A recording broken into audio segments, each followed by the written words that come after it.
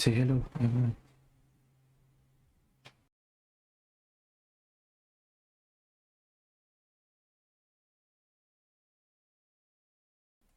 Hello, mic test. Yan, good morning po to each and everyone. Welcome sa ating 27th episode ng devotion series natin in the book of Nehemiah. Good morning po kay JL who is with me while her mom is preparing for work right now po. So we're going to continue here in chapter number 7. And ngayong araw nito, tatapusin po natin yung chapter 7 kahit na hanggang verse number 73 siya. Dahil marami po ditong mga ito po ay para bang listahan ng mga pangalan na papasok sa loob nitong walled city.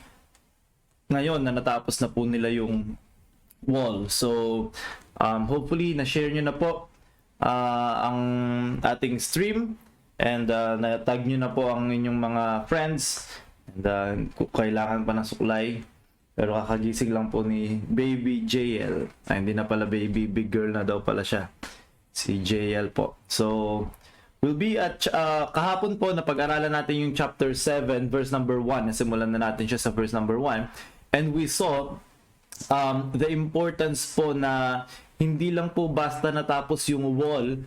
Pero Nehemiah was also, he also had to set up people, spiritual leaders, yung mga singers, yung mga priests, in order to take care of the spiritual needs of people. Because pwede nga sila magkaroon ng wall, but if their spiritual needs are not being taken care of, then parang walang kwenta rin po yung pagbibuild po nila ng wall. And really yun naman po talaga importante. And later on we are going to be seeing this point once again po. Pero basahin ko lang po itong verse number 2. Sabi dito, Nehemiah chapter 7 verse 2. Here we go. That I gave my brother Hanani and Hananiah, the ruler of the palace, charge over Jerusalem, for he was a faithful man and feared God above many. So makita po natin dito si Nehemiah, hindi siya gutom sa authority. Kaya hindi niya po kinukuha lahat ng authority, because after building the wall, siguro isipin niya na talagang sa kanya ang utang na loob ng mga tao, because for 100 years meron naman po mga siguro nagtangka or what, pero wala po talagang nagiging successful to build this wall. Only when Nehemiah came and led the people na sige, build natin yung wall, I'm going to lead you, then very easily in Nehemiah's nature po, napakadali niyang sabihin na may utang na loob kayo sa akin, I will be the one to lead you, okay? I will be the one na mamumuno and I will be your only leader. But hindi po ganyan si Nehemiah. He doesn't think na tawag dito na siya lang dapat ang mamumuno, but first he gave the leadership to kukunin mo. Go to mami now, mami Steve. Bye-bye ikaw sa kanila. Bye-bye. Ang gana. So first he gave the leadership to Hanani. Okay, kung maalala niyo po si Hanani, Hanani po is Nehemiah's brother, pero may kita nyo po agad siya sa chapter 1, kung maalala nyo, verse number 2. Isa po siya dun sa mga nagsabi kay Nehemiah about the state of Jerusalem, yung mga nag-report sa kanya na ito yung nangyayari sa Jerusalem. So basically, he is also one, or he is also someone who has concern for God's people. So this man will be a good leader.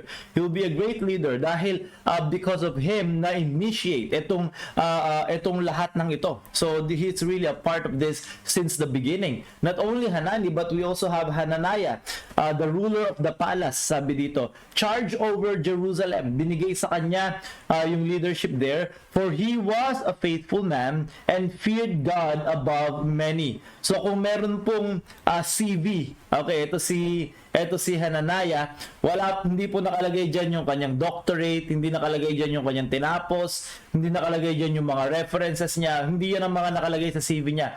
Nakalagay lang sa CV ni Hananiah as he applies, okay? We just be giving this as an example. As he applies to be a leader of Jerusalem, ito lang yung nakalagay. Faithful man, feared God. So yan po dapat ang nakita natin or hinahanap nating quality ng isang tao na namumuno sa mga tao po ng Panginoon. To be a faithful man and someone that fears God. Hindi po dapat na I am famous, I am influential, marami akong madadala dito or marami akong value na may dadagdag or whatever, because the Lord doesn't need that. You know, even in the Bible, you read the Bible, the Lord can even use a donkey to fulfill whatever He wants to be fulfilled. Kaya po, the Lord is not using you and me for whatever, kung ano man pong kakayanan natin. The Lord is not using me in this Facebook page because of anything na nasa akin. Because kung ako lang po, wala naman. So when we look for a quality in a leader, we just need that leader to be faithful to God and someone who fears God. Remember when Nehemiah was rebuking itong mga tao sa Judah, and even the people who were taking advantage of the poor, sabi niya, hindi ba kayo natatakot sa Panginoon? So yan din yung quality ni Nehemiah, faithful, fear God. Sana po yan po yung ating meron tayo bilang tao at meron ang leader din po natin. Because, di ba nga sabi ng Panginoon, ang kinokomment niya, well done, thou good and faithful servant. Hindi po, thou good and intelligent or influential or famous or kung ano man. So this guy, Hanani and Hananiah, ito po yung mga tao na inabibigyan ni Jerusalem, ni Nehemiah ng leadership over Jerusalem. These people who love God, who love the people, who is faithful to the Lord. So good things are going to be happening here. Verse number 3, sabi dito, and I said unto them, ito yung bili niya sa kanila, let not the gates of Jerusalem be open until the sun be hot. So, wag nyo agad bubuksan yung gate every day, okay? Open it late. And while they stand by, let them shut down the doors and bar them, and appoint watches of the inhabitants of Jerusalem, everyone in his watch, and everyone to be over against his house. So, hindi naman sapat po yung basta lang na itayo na yung wall. Hindi lang po sapat na basta nandyan na yung wall at nandyan na yung mga gates. Bakit? Kung wala naman din magbabantay, walang kwenta ito. Madali lang din ma-penetrate yung kanilang lugar. So sabi ni Nehemiah, make sure na sarado lagi yung gate. Kung bubuksan nyo yan, huwag yung bubuksan ng napakaaga. Hayaan yung late nyo nang bubuksan yan. At hayaan yung may mga tao sa gate that is watching, those who are coming in, may mga tao sa wall that are watching kung sino man yung nasa paligid, and let every man be responsible to take care of his own house, na naggwardyahan at bantayan niya ang kanilang sariling mga bahay. So be vigilant, okay? Huwag kayong basta-basta magpapabaya. Hindi porke nandyan na yung wall, panatag na tayong lahat, magpapabaya na tayo. That's not the way this should work. Dahil walang kwenta itong wall na ito kung walang mga tao na magbabantay din. So that's the same thing sa ating buhay. Nehemiah, kakatapos lang nitong great success. In 52 days, we built the wall. This is a great thing, lalo na po para sa atin at para sa kaluwalhatian ng Panginoon. Pero usually, bilang mga Kristiyano, alam po natin yan, when you look back at your life, when you look back at your Christian, at your church life, ang pinaka mga delikadong,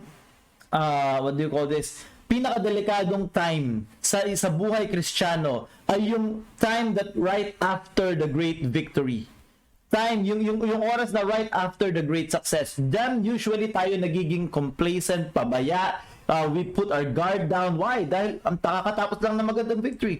This is the same, this thing na patunayan po namin yan sa aming simbahan dito. After ng magandang anniversary, there's going to be a big problem. After ng magandang youth camp or church camp, there's going to be a problem. Why? Dahil usually ito yung time na hindi na tayo ay gusto natin mag-relax, nakakapagod. Relax naman, wag muna na medyo layo muna ng konti or whatever. Pero masyadong tuso ang diablo, diyan siya susugod. Okay, masaya kayo ha. May mga naligtas ha. Merong great celebration na. Sige, hintayin niyo pagkatapos niyan, tsaka ako kayo pababagsakin. Kaya sabi ni Nehemiah, hindi ito tayo na magpabaya. Make sure may magbabantay. Make sure everyone is guarding their own house. Make sure everyone is vigilant. Because anytime, pwede pa rin tayong sugurin. Hindi naman porke nakita ng mga kaaway ang wall na yan, titigil na sila. That's not the way it works. In fact, the devil will never stop as long as you and I are alive. The devil will never stop. Hindi porke tanda ko na, siguro naman, titigilan na ako ng diablo. That's not the way it works. Tusugurin ka pa rin. Tutuksuhin ka pa rin. Susubukan ka pa rin na pabagsakin. At ang Diyos, itatry pa rin ang iyong pananampalataya. That's why our guard should always be up. Okay? Verse 4 and 5. Now the city was large and great. Okay, laki. But people were few therein. So yun yung susunod na problema ni Nehemiah. Ang laki ng lugar natin, okay? Pero ang konti ng tao sa loob. And the houses were not builded. So parang nung lockdown lang dito yan sa Siem Reap, no? Wala kang halos makitang tao sa labas. And my God put into mine heart to gather the nobles and the rulers and the people, that they might be reckoned by genealogy. And I found a register of the genealogy of them which came up at the first, and found written therein. So hindi pa tapos si Nehemiah sa pagtulong niya. Okay, I built the wall and all of these things, pero meron pang kailangan gawin. And my heart is really for the people. And kailangan sabi ni Nehemiah, etong mga tao na ito may pasok natin sa loob nitong mga walls na ginawa natin. Pero hindi siya basta kumuha ng mic at sinabi, okay everyone, pasok na. Hindi naman ganyan. That's not the way he works. Remember, nung binil niya yung wall, bago niya simulan, lumibot muna siya. Di ba, isang gabi, tinignan niya muna yung tunay na estado bago siya nagsimula. Nehemiah is a man of careful planning. Kaya hindi po siya yung basta-basta. Alam niya na magandang gawin, na ipasok ang mga tao, pero he has to plan. So, meron siya nakitang registry, and he read kung sino ba itong mga tao ito. So, from verse 6 until verse 73, makikita po natin yung names ng mga tao, ng mga families that left captivity and went back to Jerusalem. So gusto ko lang po ibigyan ng konting background. Ito po nung natapos na yung captivity and the Jews were allowed by the enemies to rebuild Jerusalem, to rebuild the temple. Ginamit ng Panginoon yung puso ng heathen king to tell to the Jews, okay, sige, payag na, pwede kayong bumalik, pwede nyo i-rebuild yung temple. Ito yung mga tao na ito na immediately, they stood up, they took their things, they went back to Jerusalem and rebuilt the temple. So that means ito yung mga tao na talagang may puso sa Panginoon. Ito yung mga tao na agad iniwan yung pagan na lugar, yung lugar na puro kasalanan, at gusto nilang bumalik sa lugar na pinangako ng Panginoon sa kanila. So these people really are great people, and the Lord loves these people, and that is proven from the Lord allowing these people, the names of these people to be written. Yan po yung mga nakasulat dyan. Now, bakit kailangan ng Panginoon isulat dyan? Napakahaba at mabasa po natin. Hindi ko po babasahin ngayon, of course. Mabasa natin during our time. Because I think this shows that all of these people are important sa Panginoon. Each person ay importante sa Panginoon. Remember po, they don't have to go back to Jerusalem. Hindi po nila kailangan po, dahil 70 years silang under captivity. And just like Nehemiah, a lot of them, hindi man po nila nakikita kung anong Jerusalem. Hindi pa nila nakikita. All their lives, they have been there in Persia. Okay? And doon na sila nasanay, nandun ang trabaho, nandun ang family, nandun ang comfort and all of these things. But they know that this is not their place. they know that God has promised them another place. So when the king allowed them, sige, pwede na kayong bumalik, hindi na po sila nagdalawang isip, bumalik na sila. Well, marami din pong Hudyo na hindi bumalik, na nagstay na lang sa Persia, katulad ni Esther, katulad ni Mordecai, katulad ni Nehemiah. Nandun lang po sila. Not because they don't like Jerusalem, but because they haven't been there, some of them, or komportable na po sila dito, and God placed them there for specific reasons. Alam naman po natin ang reason kay Nehemiah, Esther, Mordecai. We know the reasons for that. Pero itong mga bumalik, itong mga sinulat ni Nehemiah, ito yung mga tao na alam nila ang pangako ng Panginoon, alam nila ang lugar ng Panginoon, and they will just go back. So, sinulat po yan ni Nehemiah, all of them. And may I tell you this morning that these are the kinds of people that we need today sa gawain ng Panginoon. Yung mga tao na handa sa gawain ng Panginoon, na pag meron silang nakita pangailangan, sila yung unang nagvo-volunteer, sila yung unang tatayo, ako na, kami na, gagawin namin yan. Kahit na busy kami, gagawin namin yan. Kahit na merong ibang ginagawa, gagawin namin yan. Why? Because it is something that is important, na alam nila dahil ito ay gawain ng Panginoon. I wonder, kung ang Panginoon ngayon merong kikilusin na tao na magsulat, okay, ng isang book, and nakalagay, Book of Ready and Available Christians. At hayaan ng Panginoon na masulat ang mga pangalan ng mga Kristiyano na handa sa Panginoon magpagamit anytime. I wonder, sa tingin mo ba makita natin yung pangalan natin doon? Papalagay ba ng Panginoon dyan yung Joel Madlang Awa II? Or the House of the Madlang Awas? Or the House of kung ano man? Sa tingin po ba natin may ilalagay ng Panginoon dyan ng pangalan? I hope and I pray that we are confident and say, isusulat ng Panginoon yung pangalan ko dyan because all my life I have been ready for the work of the Lord. Na mahalaga ang gawain niya despite my busyness, despite my schedule, inuuna ko yung kanyang gawain. And then, ito yung mga taong ito. From verse 6 to verse 73, ito yung mga tao. These people are those kinds of people. And I think another reason why the Lord allowed this to be written here is because to show us, to show you and me today, that this building of the wall really is about them. A large part will be about them. Bakit? Dahil kaya naman gusto ng Panginoon na ma-build yung wall is for these people to be freely worshiping Him there sa temple, to be freely growing spiritually, knowing Him more, enjoying what the Lord has promised them. It's about them. Kaya nga po bilang mga leaders, yun, kung ikaw ay leader ng simbahan or leader ng group of people, always know that your ministry, of course, ultimately is about the Lord, is for the Lord. Pero hindi yan secondly for you, kung hindi sa mga tao na binigay sa iyo ng Panginoon. So be about them. Be a servant of these people. Be doing everything para sa mga tao na binigay sa atin ng Panginoon. Hindi po yan the other way around. Sa panahon po kasi natin ngayon, ang iniisip natin, etong mga taong ito, pinangungunahan ko, and gusto ng Panginoon ay pagsilbihan nila ako, pagandahin nila ang buhay ko, sundin nila yung gusto ko, regaluhan nila ako ng ganito, bigyan nila ako ng ganyan. That is the other way around. The Bible, when the Bible talks about leadership, it talks about servant leadership. At yung leader mismo ang nagbibigay ng kanyang lahat, ng lakas niya, ng kanyang buhay para sa mga taong pinaglilingkuran niya. It's all for these people. I wonder if you're a leader this morning, do you have that kind of heart na ibibigay ko ang buhay ko para sa mga tao na ito? I will not require anything of them na hindi ko kayang gawin sa Panginoon, but all I'm doing is give my life for them. And all of these things, the walls, the gates, everything is really about them. It's not about the building. It's not really just about the wall. It's about what's going to happen to people inside these walls. So dyan po tatapos itong chapter na ito. Hindi na po natin isa-isa yung families na yan. But the Lord, you can do that on your own. Yung mga tao na nilista ng Panginoon that God wants to commend. Ito yung mga tao na at the first sign na pwede na silang bumalik sa Jerusalem, bumalik sila. These are good people. These are people na gusto ng Panginoon, nakagamit-gamit sa Panginoon. And that is something that we need to internalize. Isa ba ako sa mga tao na ito? Hope and I pray na ma-realize naman natin na parang hindi.